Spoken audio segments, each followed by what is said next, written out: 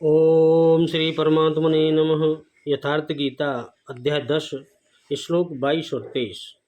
वेदानां सामवेदो अस्मि देवानामस्मि वासव इंद्रियाणां मनश्चास्मि भूतानामस्मि चेतना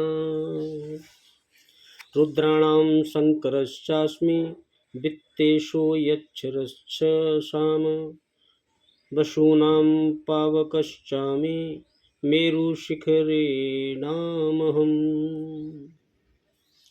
भगवान बोले, अर्जुन, मैं वेदों में सामवेद हूँ, देवों में इंद्र हूँ और इंद्रियों में मन हूँ और भूतादि प्राणियों की चेतना अर्थात जीवन शक्ति में हूँ और मैं एकादश रुद्रों में शंकर हूँ और यक्ष तथा राक्षसों में धन का स्वामी कुबेर हूँ।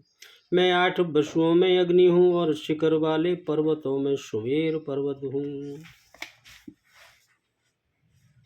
वेदों में मैं सामवेद हूँ अर्थात पूर्ण समत्व दिलाने वाला गायन हूँ। देवों में मैं उनका अधिपति इंद्र हूँ और इंद्रियों में मन हूँ, क्योंकि मन के निग्रह से ही मैं जाना जाता हूँ तथा प्राणियों में मैं उनकी चेतना हूँ।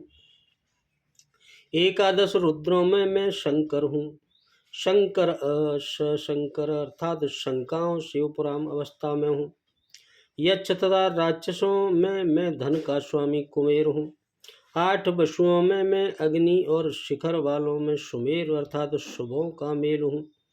वहीं सर्वोपरि शिखर है, न कि कोई पहाड़ी। वस्तुतः यह सब योग साधना के प्रतीक है, योगिक शब्द है।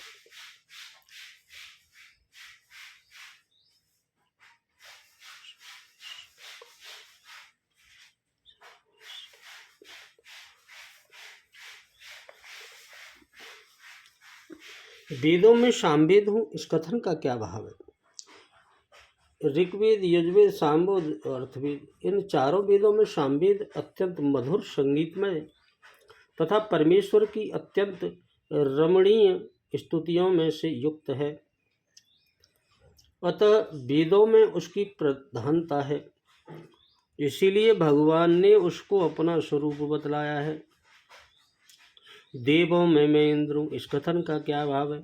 सूर्य, चंद्रमा, अग्नि, वायु आदि जितने भी देवता हैं, उन सबके शासक और राजा होने के कारण इंद्र सब में प्रधान है। अतः उनको भगवान ने अपना स्वरूप बतलाया है। और इंद्रियों में मन हूँ, इसका क्या भाव है? जैसे चक्षु, श्रोत, त्वचा, रसना, घ्राण, बाक, हाथ, पैर, उपस्थ और गुदा तथा मन, इन 11 इंद्रियों में मन अन्य 10 इंद्रियों का स्वामी यानी प्रेरक उन सब से सूक्ष्म और श्रेष्ठ होने के कारण सब में प्रधान है। इसलिए उसको भगवान ने अपना स्वरूप बतलाया है। भूत प्राणियों की चेतना में हूँ, इस कथन का क्या भाव है? समस्त प्राणियों की जो ज्ञान शक्ति है, जिसके द्वारा उनको दुख सुख का समस्त पदार्थों का अनुभव होता है, जो अंतःकरण की वृत्ति विशेष है। 13वें अध्याय 6ठे श्लोक में जिसकी गणना क्षेत्र के विकारों में की गई है, उस ज्ञान शक्ति का नाम चेतना है। यह प्राणियों के समस्त अनुभवों की हेतुभूता प्रधान शक्ति है, इसलिए इसको भगवान ने अपना स्वरूप बतलाया है।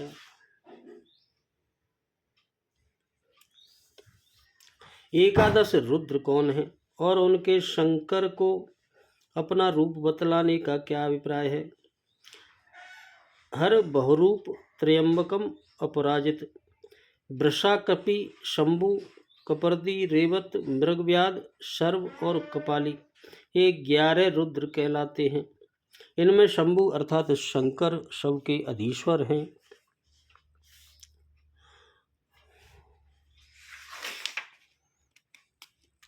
राजा हैं तथा कल्याण प्रदाता हैं और कल्याण स्वरूप हैं, इसीलिए उन्हें भगवान ने अपना स्वरूप कहा है।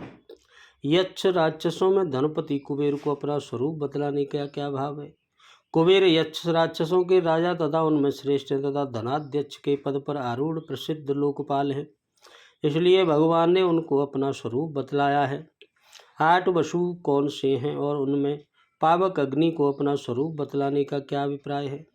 धर, ध्रुव, सोम, अहम, अनिल, अनल, पृथ्वी और प्रभास, इन 8 को वसु कहते हैं। इनमें अनल यानी अग्नि वसुओं के राजा हैं और देवताओं को हवि पहुंचाने वाले हैं। इसके अतिरिक्त वे भगवान के मुख भी माने जाते हैं। इसलिए अग्नि पावक को भगवान ने अपना स्वरूप बतलाया है। शिखर वालों में मेरु हूँ, इस कथन का क्या भाव है? सुमेरु पर्वत नक्षत्र और द्वीपों का केंद्र तथा सुवर्ण और रत्नों का भंडार माना जाता है। उसके शिखर अन्य पर्वतों की अपेक्षा ऊंचे हैं। इस प्रकार शिखर वाले पर्वतों में प्रधान होने से सुमेरु पर्वत को भगवान ने अपना स्वरूप बतलाया है। हरस्व बहुरूपस्य त्रैकम्बश्चापराजित वृषाकस्पे शम्भुश्च कर्पदीरेव तत्सस्था मृगभ्यादस्य सर्वश्च कपाली च विशाम्पति एकादशेते कथिता शूद्रास्त्री भुवनेश्वरा। ये पुलक्य ऋषि के पौत्र तथा विश्वामित्र के पुत्र और उस पुत्र भारद्वाज कन्या देववाणी के गर्भ से इनका जन्म हुआ। इनसे दीर्घकालिक कठोर तप करने वाले ब्रह्मा जी ने प्रसन्न होकर इनसे 4 वर मांगने को कहा। उन्होंने विश्वामित्र के धनरक्षक होने की इच्छा प्रकट की। इधर ब्रह्मा जी ने कहा कि मैं भी चौथे लोकपाल की नियुक्ति करना चाहता हूँ, अतएव इंद्र, यम और वरुण की भांति तुम भी इस पद को ग्रहण करो। उन्होंने इसको पुष्पक विमान दिया कुबेर को। तब से ये ही धनाध्यक्ष हैं। इनकी विमाता केकई से रावण, कुंभकर्ण आदि जन्म हुआ था। वाल्मीकि उत्तरकांड रामायण में है। नलकूबर और मणिग्रीव जो नारद मुनि के शाप से हुए थे, अर्जुन के वृक्ष हो गए थे और जिनका भगवान श्री कृष्ण ने उद्धार किया था, कुबेर के ही पुत्र थे। श्रीमद् भगवत में आता है। ऐसे ही भरो ध्रुवुश्चा सोमस्य अहश्चेद्वान्यो नल प्रत्युपस्य प्रवात्स्य वसुभो अष्टो प्रकीर्तिता। ये महर्षि अंगिरा के बड़े ही प्रतापी पुत्र स्वरोचित मनवंतर में बृहस्पति सप्त ऋषियों में प्रधान थे। मत्स्य पुराण में ये बड़े भारी विद्वान हैं। वामन अवतार में भगवान ने सांगोपांग, वेद, शस्त्रास्त्र, स्मृति, आगम आदि सब इन्होंने से ही सीखे थे। इन्हीं के पुत्र कचने शुक्राचार्य के यहाँ रहकर संजीवनी विद्या सीखी थी। ये देवराज इंद्र के पुरोहित का काम करते हैं। इन्होंने समय समय पर इंद्र को दिव्य उपदेश दिए हैं। उनका मन करने से मनुष्य का कल्याण हो जाता है। महाभारत के शांति और अनुशासन पर्व में उनके उपदेशों की कथा पढ़ने को मिलती है। कहीं कहीं इन्हें अग्नि के तेजस से तथा दक्ष कन्या स्वाहा के द्वारा उत्पन्न माना गया है। महाभारत पर्व के इनके संबंध में महाभारत और पुराणों में बड़ी ही विचित्र विचित्र कथाएं मिलती हैं। समुद्र से यहाँ समष्टि समुद्र समझना चाहिए। बोलो राधे राधे, जय जय श्री कृष्ण।